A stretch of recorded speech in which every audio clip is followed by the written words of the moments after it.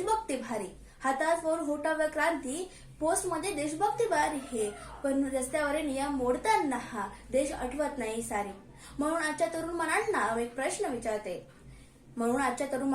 प्रश्न विचारते, देश बदलायचंय का? तर सुरुवात स्वतःपासून करा. कर्तव्याशिवाय हक्क टिकणार नाही, कर्तव्याशिवाय हक्क टिकणार नाही. आदरणीय परीक्षक आणि माझे प्रिय श्रोत्यांनो, आपणा सर्वांस नमस्कार.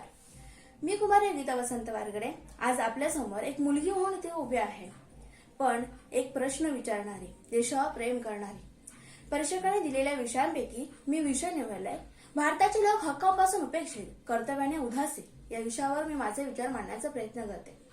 विषय थोडा ऐकायला कठोर आहे, पण सत्य नेहमी थोडं कडूच असतं असं म्हटलं जातं. आजचा भारत विरोधाभासाने भरलेला आहे. एका बाजूला आपण म्हणतो भारत देश जगातील सर्वात लोकशाही बनणारा देश आहे, पण दुसऱ्या बाजूला एक सर्वसामान्य माणूस प्रश्न विचारतोय, मला माझा हक्क कधी मिळणार? संविधानाने आपल्याला न्यायाचा, स्वातंत्र्याचा, समतेचा हक्क दिलाय, पण सर्व हक्कांचा अभ्यास करताना माझ्या डोळ्यासमोर चित्र उभं राहतं. आता शिक्षणाचा हक्क देण्यात आलाय, तर एकीकडे आजही बहुतेक मुलांच्या हातात पुस्तकं का नाहीत? स्त्रीबद्दल बोललं जातं तर कित्येक महिलांच्यावर अत्याचार आजही होत आहेत. हे संपूर्ण चित्र डोळ्यासमोर उभं राहतं, तेव्हा माझ्या मनात एक प्रश्न निर्माण होतो, तो असा की आज संविधानाने हक्क दिलेत, हे सगळे हक्क सगळ्यांपर्यंत पोहोचलेत का? आज कायदा आहे पण अंमलबजावणी नाही, योजना आहेत पण माहिती नाही, अधिकार आहेत पण सर्वसामान्याची अधिकारापर्यंत पोहोचण्याची ताकद नाही.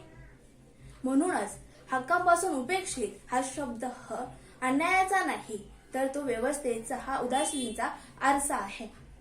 जरा डोळे बंद करा आणि मनामध्ये एक चित्र उभं करा की एखाद्या गरीब माणसाला रेशनचा हक्क आहे पण योग्य कागद नाहीत. शेतकऱ्याला मदतीचा अधिकार आहे पण फॉर्म भरण्यासाठी शिकवणारा कोणी नाही. एखाद्या महिलेला न्यायाचा हक्क आहे पण पोलीस स्टेशनपर्यंत सुरक्षित पोहोचण्याची खात्री नाही.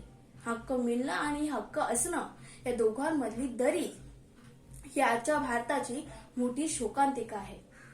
श्रोतांना, प्रश्न इथे मुलात थांबत नाही. आज आपण एखादा समाज बघतोय की तो हक्कांसाठी ओरडतोय पण कर्तव्य विसरतोय. असा समाज कधीच टिकत नाही. आपण सगळे हक्क, आपल्या सर्वांचे हक्क तोंडपाठ आहेत, पण या कर्तव्याबद्दल एक छोटासा संवाद मांडावासा वाटतो. दोन व्यक्ती संवाद करत होते. एक व्यक्ती समोरच्या व्यक्तीला म्हणू लागला की माझ्या देशावर खूप प्रेम आहे. ब्रिटिशांच्या काळामध्ये जर मी जन्माला आलो असतो तर मी सुद्धा माझ्या छातीवर गोळ्या झेलल्या असत्या, स्वतःचं जीवन अर्पण केलं असतं. माझ्या भारत देशावर खूप प्रचंड प्रेम आहे. समोरचा व्यक्ती थोडंसं निस्सिहास्य करत म्हणू लागला, माझं भारत देशावर प्रचंड प्रेम आहे, पण देशासाठी जर काही करायचं असेल तर फक्त छातीवर गोळ्या झेलणं म्हणजेच देशप्रेम नव्हे. सोन्या का चिडिया म्हणणारा भारत देश जरी ब्रिटिशांनी लुटून नेला असेल तर भारत देशातील कोणी लिहिला म्हणजेच भारतीय संस्कृती हे आज आपल्याकडे आहे, ती जोपासणं आपली जबाबदारी आहे. पर्यावरणाचं जतन करणं, संविधानाने दिलेला हक्क आणि कर्तव्य यांचा जबाबदार नागरिक म्हणून हे आपलं कर्तव्य आहे, ते समजून घेणं गरजेचं आहे. पण हे फारसं आपल्याला ही कर्तव्यांची आठवण फारशी आपल्याला 26 जानेवारी आणि 15 ऑगस्ट या दिवशी फारशी आपल्याला दिसून येते. रस्त्यावर थुंकू नका हे कर्तव्याचा भाग आहे, पण आपण रस्त्यावर थुंकतो, स्वच्छ भारत पोस्ट टाकतो आणि वाहतुकीचे नियम बाळगा हा सुद्धा कर्तव्याचा गाभा आहे, पण आपण सिग्नल तोडतो आणि म्हणतो देश म्हणे. पण या सगळ्यांचा विचार करणं गरजेचं आहे आणि आम्ही खरंच कर्तव्याने उदासीन आहोत का, हा प्रश्न स्वतःलाही करणं प्रत्येक नागरिकाची जबाबदारीच आहे. जर विचार करा, संविधान आपल्याला एक सांगतोय की हक्क आणि कर्तव्य हे वेगळे मुळात नाहीयेत, ते एका प्रवासाचे दोन पाय आहेत. एखादा पाया जर कुंकत झाला तर राष्ट्राचा हा प्रवास कुंकत होतो. एक मुलगी म्हणून मला एक प्रश्न आहे की आज आम्हाला स्वातंत्र्याचा हक्क आहे, पण समाजासमोर जेव्हा माझा निर्णय मांडते तेव्हा समाज माझ्या निर्णयावर पहारा का असतो? हा एका माझा स्वतःचा प्रश्न नाही, तर आजच्या अनेक मुलींचा हा प्रश्न आहे. म्हणून मला सांगावंसं वाटतं की संविधानातच फक्त हक्क हे सुरक्षित न ठेवता आज आपण समाजात कर्तव्यशील वर्तन जतन करावे, वर्तन जतन करावे. हक्क मागणं सोपं आहे, पण कर्तव्य निभावणं हे खरं देशप्रेम आहे.